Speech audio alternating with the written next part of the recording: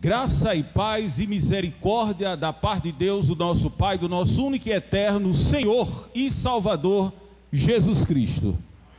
É um prazer inenarrável estar aqui juntamente com os irmãos. Eu tenho um amigo íntimo que é o irmão Aristóteles, eu acho que todo mundo aqui conhece, né? Me convidou, e assim a sua irmã querida, que é pastora aqui na igreja, Primeira Igreja Batista ou Batista... Igreja Batista Independente aqui em Rio Doce.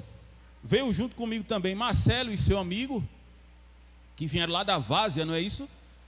Eu faço parte até então da 4ª Igreja Batista do Centenário do Curado 1, mas não tem motivo nenhum para estarmos com essa divisão irracional que algumas pessoas fazem em relação a esse denominacionalismo terrível. Pelo contrário, a Bíblia diz em Colossenses 3,11, Paulo dizendo: não há judeu, não há grego, não há circunciso, não há incircunciso, não há cita ou bárbaro, escravo ou livre, Jesus Cristo é tudo em todos. Quando Deus olha para nós, numa linguagem analógica, Deus não olha para a minha placa denominacional. Quando Deus olha para mim e para você, Ele quer saber se eu e você temos a marca do sangue do Cordeiro.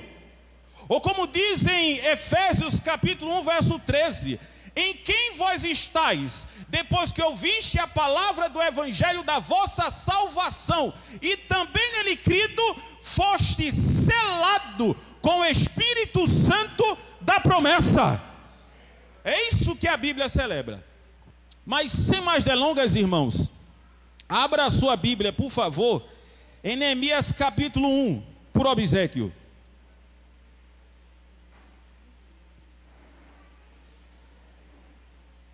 Infelizmente, vocês não tiveram o prazer de conhecer essa noite a mulher mais bonita do mundo, que é minha esposa, lógico.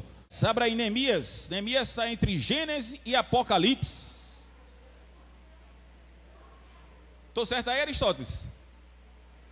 Está lá, nos livros históricos, na versão protestante, né? Tem um Pentateuco, vocês sabem.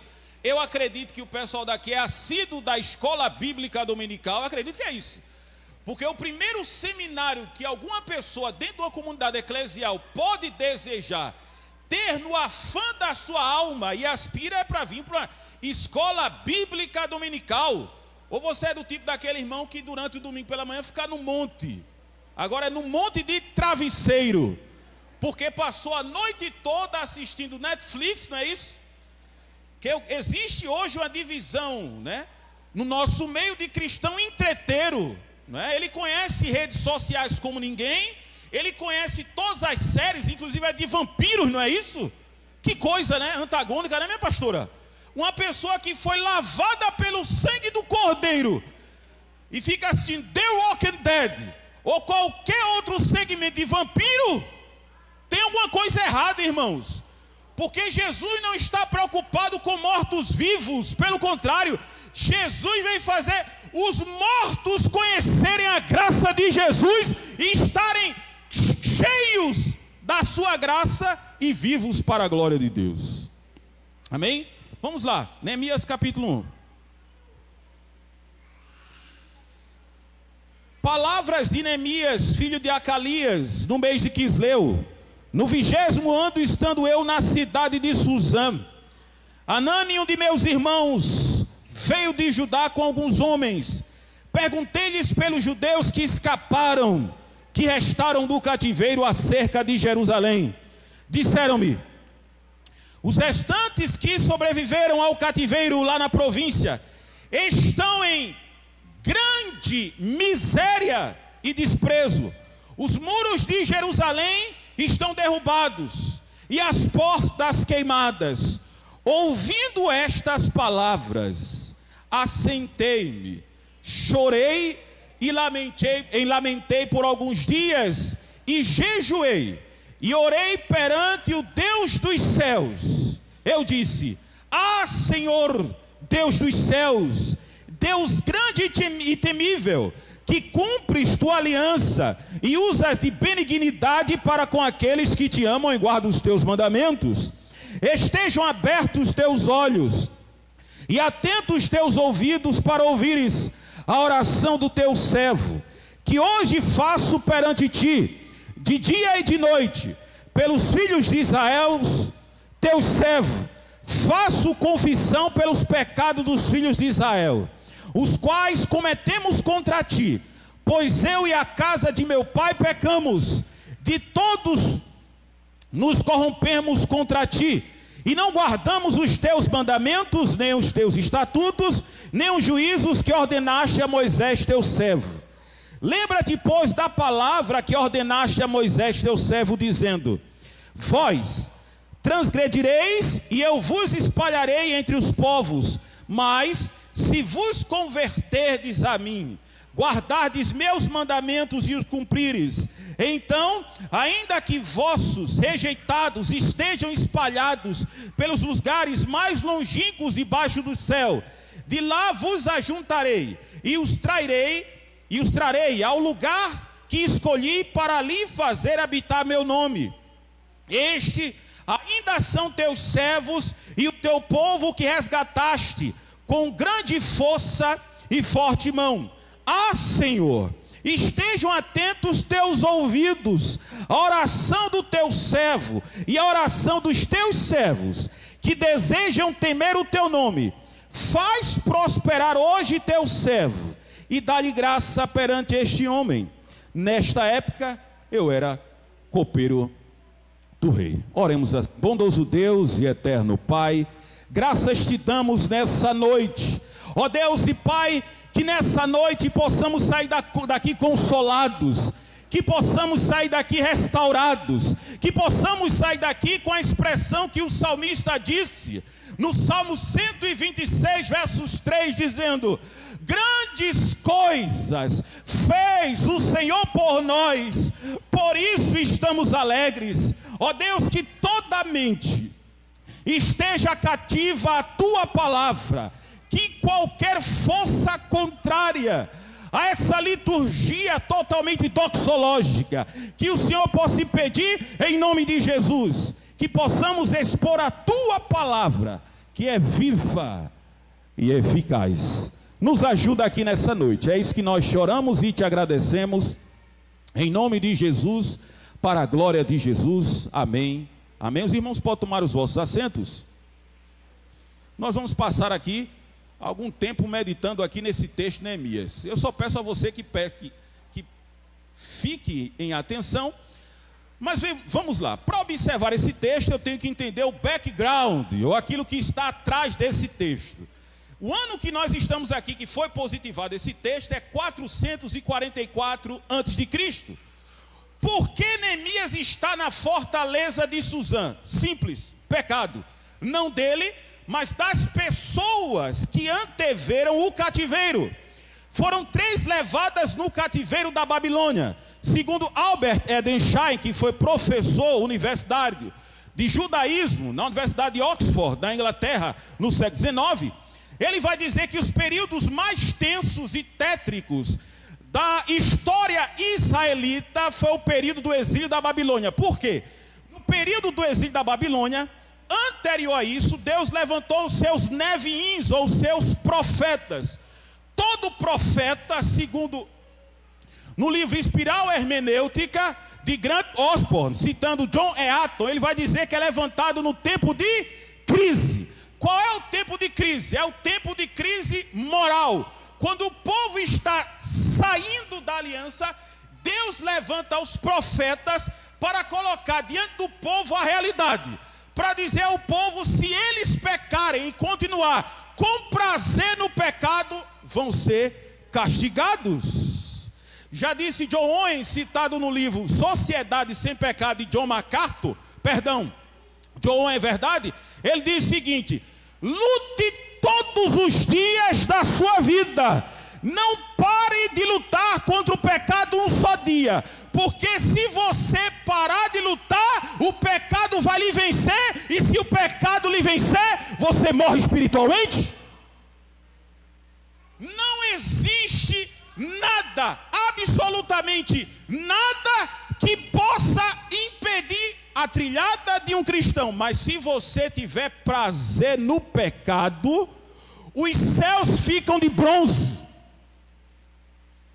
a sua vida não tem virilidade espiritual. Só é pegar o Salmo de Davi, que é um dos salmos que ele compõe depois que ele comete o adultério e assassinato premeditado.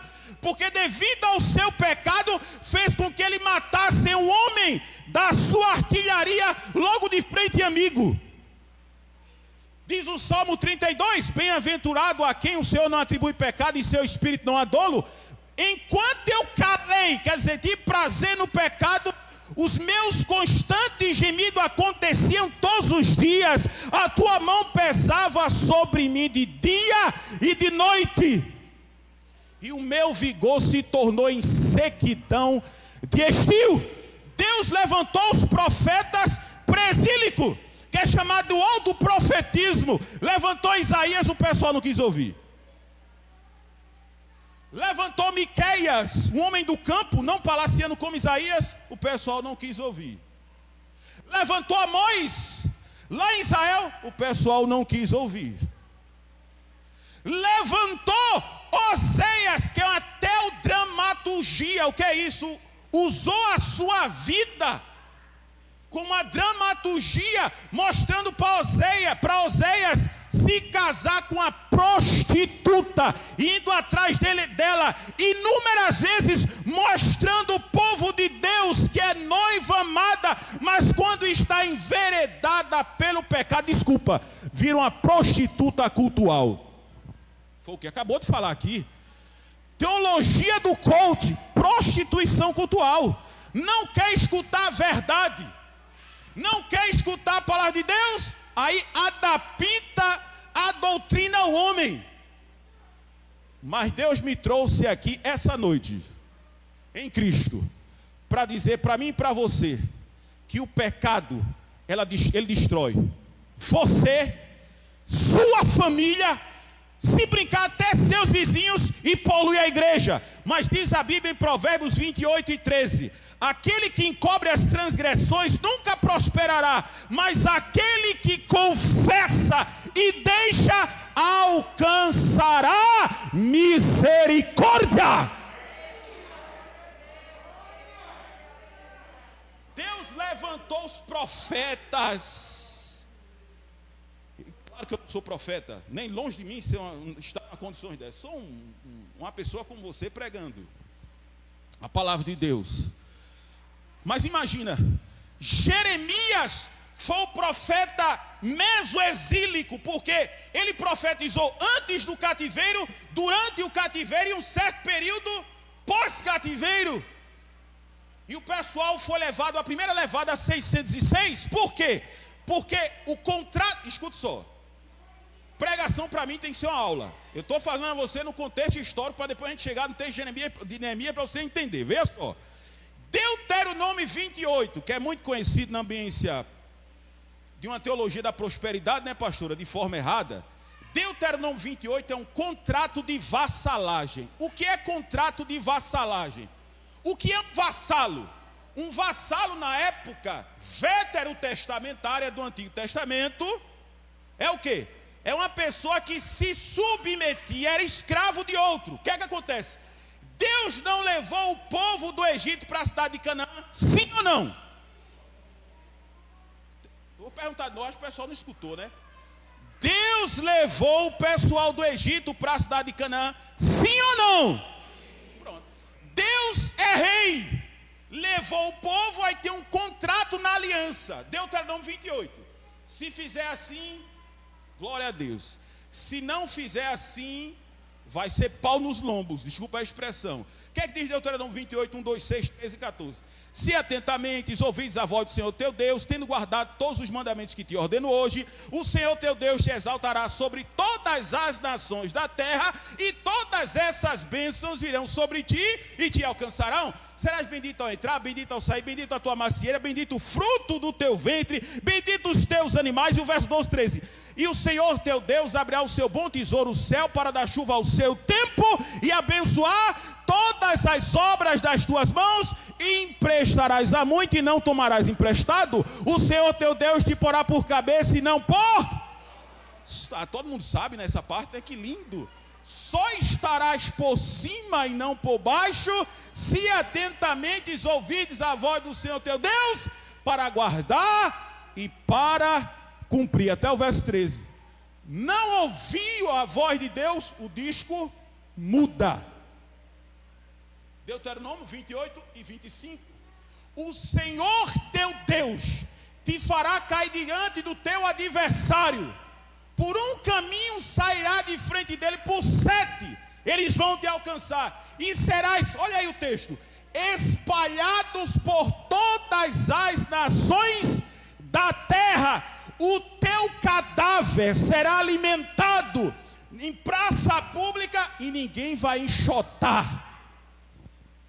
Você acredita que Ezequiel, que é um profeta do exílio,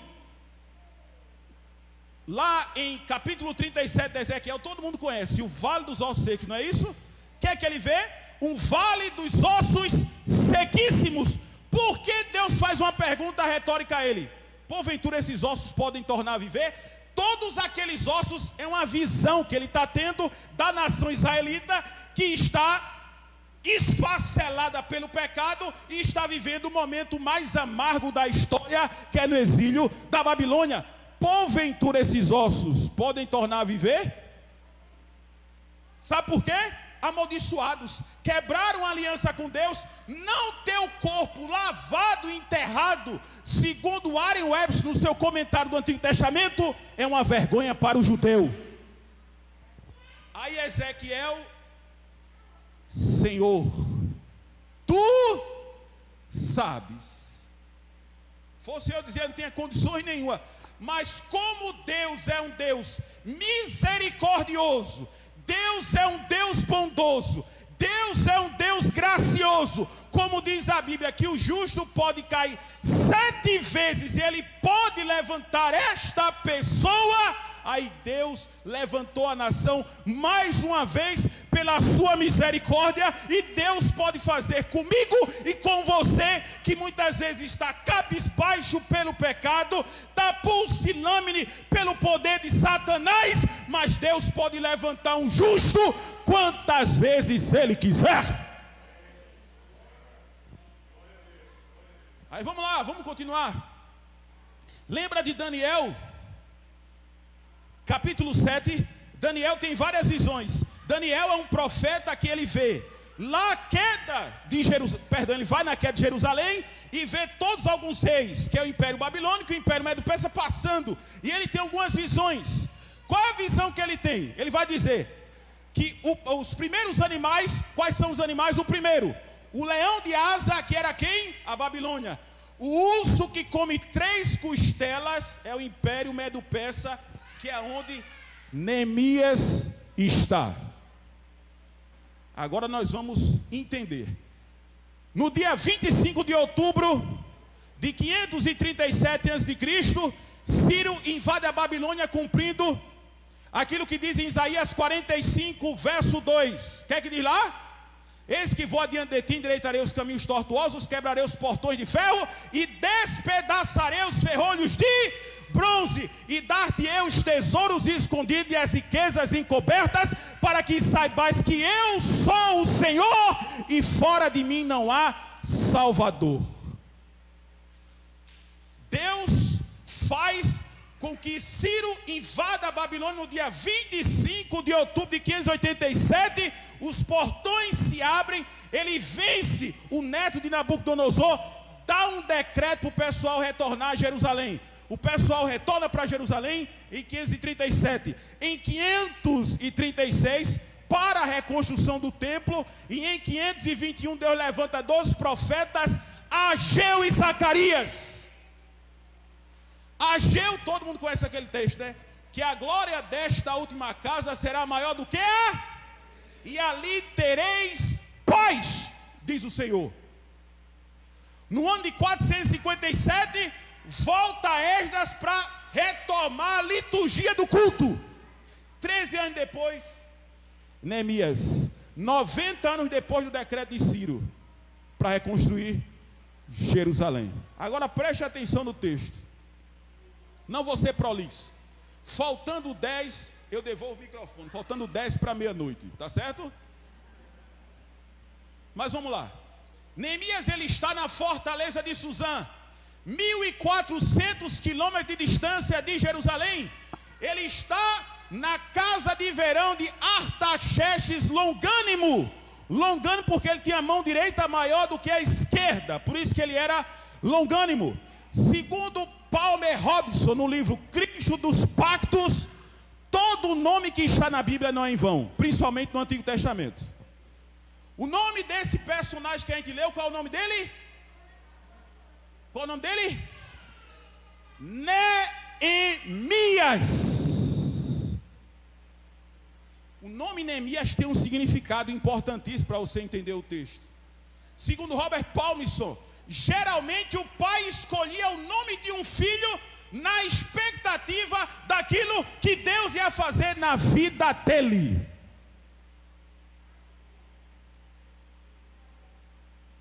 Neemias no original quer dizer Neemiah. Neemias vem da palavra Naham em hebraico, que quer dizer consolo, graça. Deus dá conforto, Deus dá graça. Isaías 40, verso 1, diz o profeta Isaías: consolai, consolai o meu povo, diz o Senhor. Verso 3, todo vale será aterrado, todo monte outeiro será abatido, e aquilo que está torcido se endireitará, e aquilo que é áspero se aplanará, porque foi a boca do Senhor que o disse. Mateus 11, 28, Jesus dizendo: vinde a mim, vós que estáis cansados e oprimidos, que eu vos aliviarei. Aprendei de mim, que sou manso e humilde de coração, e acharei descanso para as vossas almas. Neemias é um homem que Deus vai usar ele para trazer conforto às tensões de Jerusalém. Agora deixa eu fazer uma pergunta aqui a você, meu irmão, essa noite. Você é do tipo das pessoas, hein, pastora? Eu acredito que não, mas vamos lá. Ou você traz conforto na vida dos crentes, ou você fica com a cara enclaracada na televisão, assistindo a Globo, pensando que todo mundo vai morrer.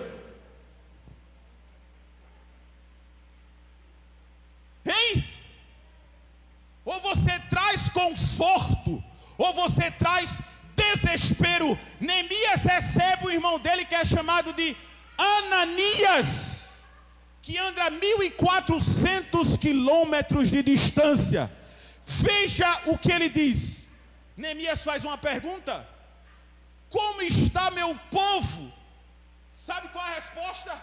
O povo está, nem miséria não, viu? Não é em miséria, é grande miséria. Grande miséria no original, Gadol Ha no original quer dizer aflição terrível. E ele vai dizer: as portas estão queimadas a fogo. O pessoal estava quase passando fome. Sabe o que Neemias faz? Eu sei que isso aqui, desculpa aí, eu não vou cometer um anacronismo, mas se é nos dias de hoje, né, pastora? Vamos para a rede social falar com a pastora para ver o que ela resolve? O que é isso? Vamos falar com o dirigente do ciclo de oração para ver o que ela resolve? O que é isso, meu irmão? Eu e você somos os Neemias desse tempo. Somos as pessoas convidadas por Deus para restaurar em Cristo um mundo caído, um mundo translocado, mas dizer que existe esperança em Jesus Cristo.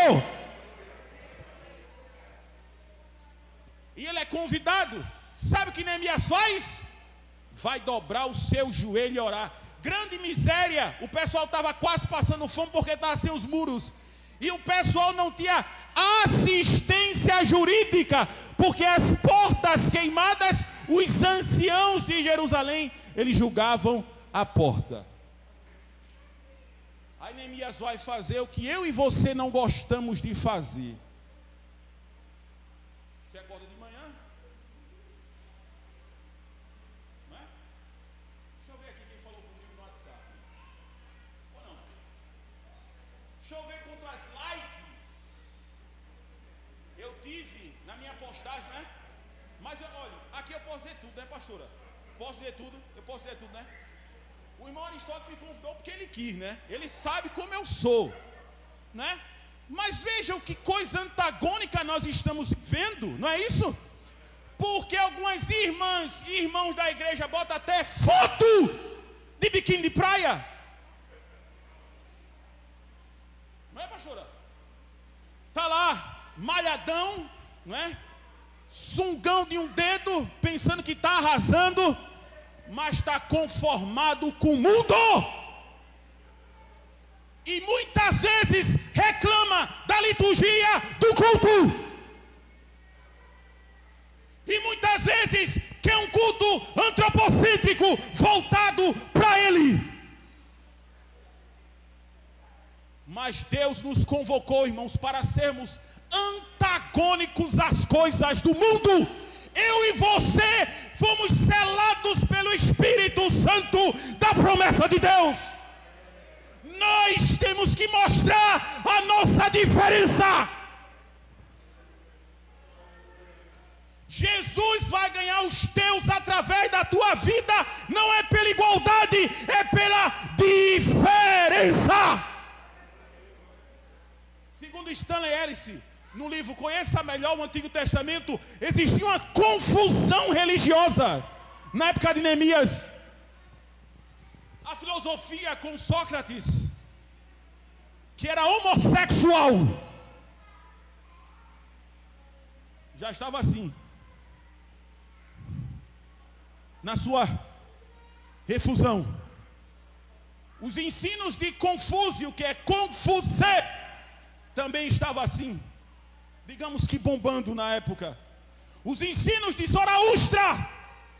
Zoroastro, principalmente pelo Império Médio-Persa, estava bombando. Os ensinos de Siddhartha Gautama, que é Buda, também estava bombando. Neemias, ele estava, irmão, na fortaleza de Suzã, aonde o rei morava. Segundo alguns, você sabe que toda a filosofia não tem um problema nenhum. Se eu for preso, graças a Deus minha esposa não vai me deixar. Tá bem, eu estou bem na fita. E eu sei que minha mãe vai me visitar. Alexandre o Grande era homossexual. E uma das pessoas que ele teve um caso foi da corte do Império Médio-Persa. Outro homem. A caricatura religiosa da época do Império Médio-Persa era um Deus do bom e um Deus mau. E acima do Deus mau existia o Deus tempo. Mas Neemias conhecia aquele que não era mau, mas era bom e estava acima do tempo e de todas as coisas, era um Deus eterno. E com isso diz o texto, a oração ele começa dizendo: o teu servo, no original hebraico Ebed. Sabe o que é servo? É que o irmão acabou de falar aqui. Você vai para o seu trabalho, você está trabalhando bem lá, e todo mundo sabe que você é crente. Você é para a academia, você coloca uma roupa de crente e vai malhar. Você sobe no ônibus, está todo mundo pulando a catraca, você vai pagar a sua passagem. Você está andando na rua e é para andar, eu não sei se é o costume, porque tem um costume estranho, né? Mas para todo mundo saber que você é casado, você vai andar de mão dada com a sua esposa. Você vai andar por aí, vai para o shopping, não tem problema nenhum. Eu disse aqui que era problema? Não. Você vai mostrar a sua diferença. Neemias mostrou a sua diferença. Quando ele dobrou o joelho, ele disse: eu sou o teu servo, mesmo na fortaleza de Suzã. E você, meu adolescente, você, meu jovem, Você não foi chamado para ser igual a Anitta. Você não foi chamado para ser igual a MC Biel. Você não foi chamado para ser igual ao maldito do Felipe Neto. Eu e você fomos chamados para sermos iguais a Jesus. Por isso 1 João capítulo 2 verso 15 diz: não ameis o mundo nem o que há no mundo, porque quem ama o mundo, o amor do Pai não está nele. Porque no mundo só tem concupiscência dos olhos, concupiscência da carne e a soberba da vida. Ora, o mundo passa, mas aquele que faz a vontade de Deus permanece firme para sempre. Romanos 12, 1 e 2. Rogo, pois, irmãos, pelas misericórdias de Deus, que apresentei os vossos membros como sacrifício agradável a Deus, porque o vosso culto é racional. E não vos conformeis com o presente mundo, mas transformai-vos pela renovação da vossa mente, para que experimenteis qual seja a boa, a perfeita e agradável vontade de Deus. Neemias começou a orar no mês de Quisleu. Orar, se quebrantar e jejuar. Tem algumas pessoas no nosso meio, acredito que aqui não. Aqui não tem não. Lá onde eu convivi lá tem, mas aqui não. Tem algumas pessoas dentro da nossa comunidade eclesial que falou em jejum, para ele é algo estranho, é abjeto. Ele não conhece o que é jejuar. Vou fazer uma pergunta aqui a vocês, meu irmão. Você já jejuou? Você tem o costume de fazer jejum? Ou você só quer fazer o jejum intermitente porque você está malhando? Não, estou falando sério. É algo que torna risível, mas não leva a uma compreensão. Você sabe o que é jejum? Jejum, a melhor definição, quem diz é Hernandes Lopes. Jejum é deixar de se alimentar do pão da terra para se alimentar do pão do céu. Jejum é você se tentar da melhor maneira possível se consagrar para ser um vaso limpo usado por Deus. Ele se quebranta. Já disse o salmista no Salmo 51: um coração quebrantado e contrito tu não desprezarás, ó Deus. Quando nós jejuamos, nós observamos o quanto nós somos miseráveis, pobres, cegos e nus. Quando nós jejuamos, irmãos, não é só jejum de comida não. Desliga a novela podre da tua casa. Desliga o teu som. Que tu dissesse a Deus que era consagrado a Deus. Para que essa rede social, que muitas vezes é maldita, eu estou falando primeiro para mim. Vai se consagrar a Deus. Vai chorar as misérias do teu pecado.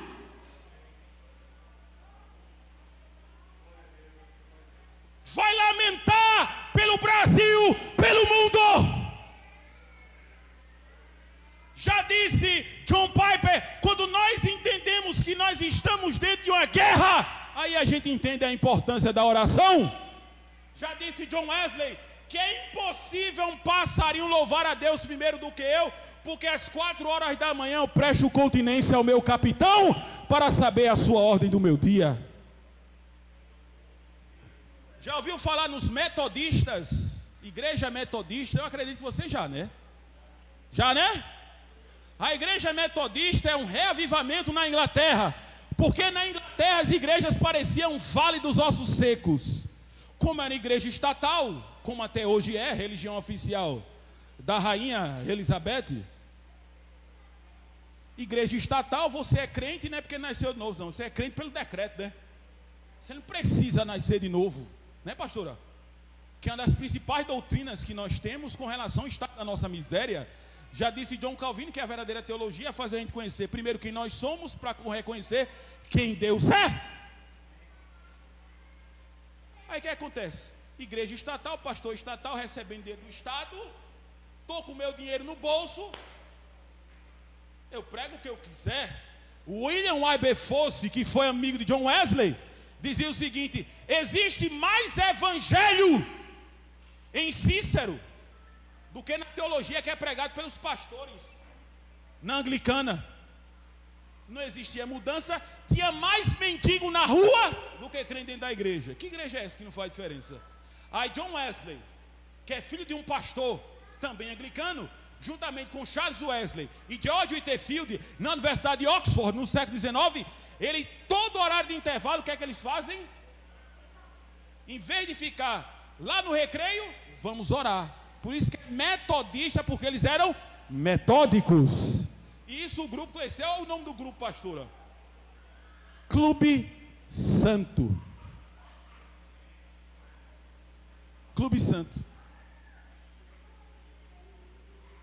E eles começaram a orar com tanto fervor e graça, que eles decidiram, se eu não estou enganado, Aristóteles me corrige por favor, em 1789, eu acho que é isso. Se eu estiver enganado, depois eu passo feedback para a pastora e a pastora envia para vocês. Eles vão fazer o que nós chamamos de festa do HP. O que é festa do HP? É a festa do amor. A Santa Ceia entre os irmãos no final de ano. E o que é que acontece? Eles estão orando pletoricamente, abundantemente. Às 3 horas da manhã, Deus visita aqueles 3 jovens, aquele grupo de jovens, de maneira tão esplendorosa, magnânima, que aqueles 3 jovens são impactados com a glória de Deus. De maneira que John Wesley começa a pregar no meio da rua, porque era impossível pregar fora das igrejas. George Whitefield vira George Whitefield, uma das pessoas que catequizou os Estados Unidos. Veja a importância. Sabe por quê? Porque eles se quebrantaram, porque eles oraram, porque eles buscaram a Deus. Jeremias 29:13: buscar-me-eis e me achareis, quando me buscardes de todo o vosso coração, e serei achado por vós. Segundo Crônicas 7:14: se o meu povo que se chama pelo meu nome se humilhar, orar e se converter dos seus maus desígnios, então eu virei dos céus, perdoarei os seus pecados e sararei a sua terra. Jesus, o livro de Lucas, segundo o comentário Bicon, é o livro que tem mais orações dos 4 evangelhos. E mais parábolas, desculpa. E dentre essas parábolas, a maioria delas voltada para a oração. Existe uma parábola que é a parábola do juiz iníquo. Qual é a tese do juiz iníquo? Olha no contexto de Jesus. É uma viúva que está pedindo o seu direito diante de um juiz iníquo, que é um juiz romano. Viúva não tinha opinião nem diante do tribunal, nem no meio da rua. Mas Jesus conta aquela parábola para instigar os apóstolos a orarem. Porque quando nós olhamos para o céu e oramos para Deus, nós estamos dizendo: nós dependemos de Ti. Nós acreditamos na soberania de Deus. O que é que diz o Salmo 113? Louvai ao Senhor, louvai servos do Senhor, seja bendito o nome do Senhor, desde o nascente do sol até o ocaso. Ele está acima de todas as coisas e na sua glória se inclina para ver como estão os céus e a terra. Ele levanta o pobre do pó e do monturo necessitado para fazer assentar a mesa dos príncipes, mesmo os príncipes do seu povo. Ele faz com que a mulher estéril seja alegre mãe de filhas. Louvai ao Senhor. Nós devemos acreditar, eu principalmente, que eu sou o principal de todos os pecadores. Eu devo acreditar no poder e na soberania de Deus, que pode abrir uma porta e fazer o milagre acontecer. Neemias passa no mês de Quisleu e vai até o mês de Nissan. São mais ou menos entre 4 e 6 meses. Sabe por que Neemias ora? Porque ele sabe que Deus pode mudar o coração do rei. O que diz Provérbios 21? Assim como o ribeiro de águas, assim é o coração do rei na mão do seu senhor, e se inclina para fazer o que ele quer. Quando as coisas para nós é impossível, existe um Deus que pode todas as coisas. Existe um Deus que pode mudar a nossa situação. Existe um Deus que está no seu programa fazer o que Ele quer. Existe um Deus que pode trazer o teu marido para a igreja, que pode trazer o teu filho das drogas, que pode reverter a minha, tua situação. Ore a esse Deus que pode fazer todas as coisas. Deixa eu olhar para esse relógio, deixa eu ver se ele é convertido ou não.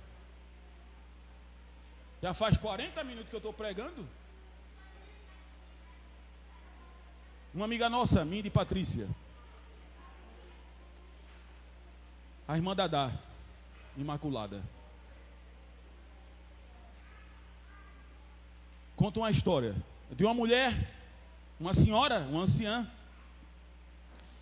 precisando ajudar o seu marido em casa, passava numa loja. Não vou dizer o nome para fazer romaria. E nessa loja ela passava de frente a uma máquina de costurar. E toda semana dizia: Deus, eu só queria essa máquina de costurar.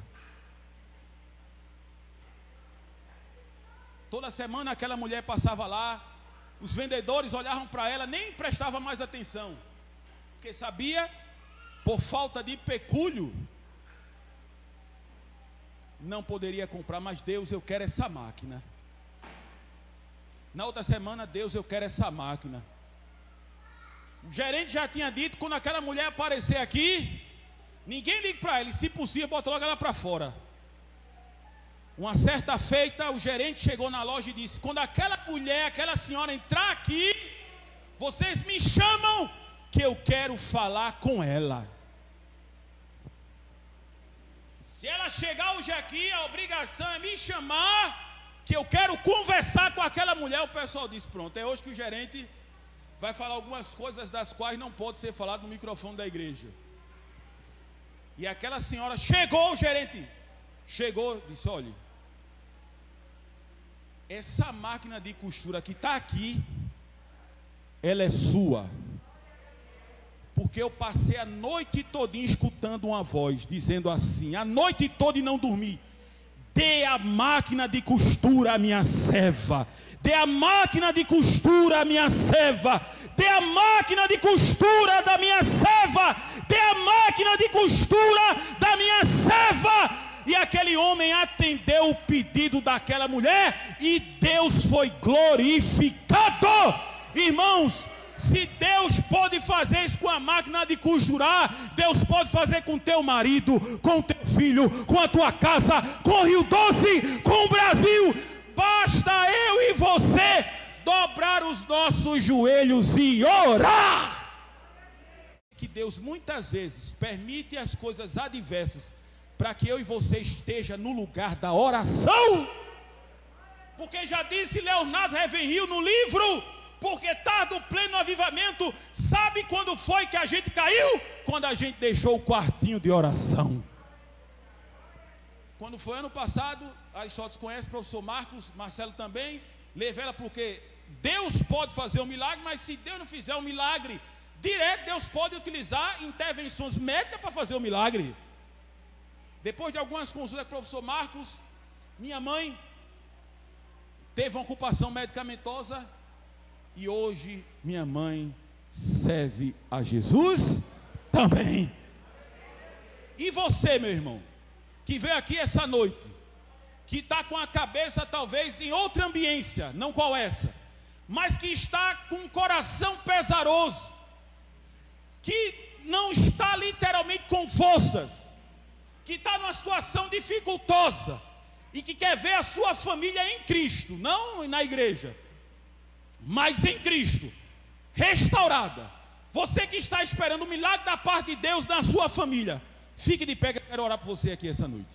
Fique de pé. Aristóteles, vem para cá.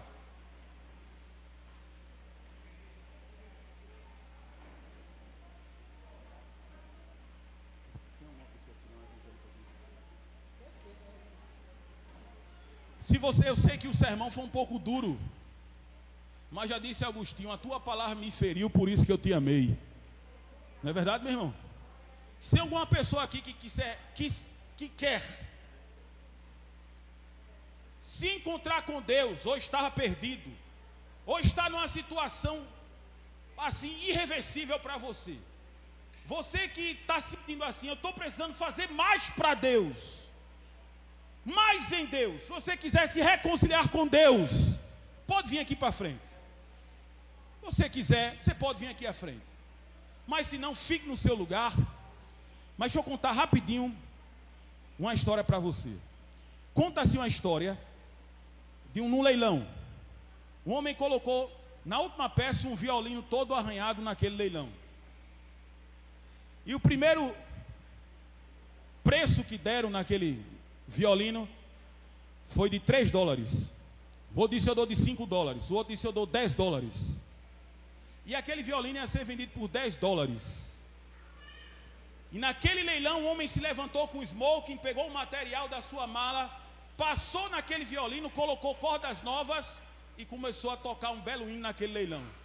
E devolveu o violino para o leiloeiro. Sabe o que aconteceu? O leilão foi aberto de novo. O homem disse eu dou $10 mil. O outro disse eu dou 15. O outro eu dou 20. O outro eu dou $500 mil. O outro eu dou $5 bilhões.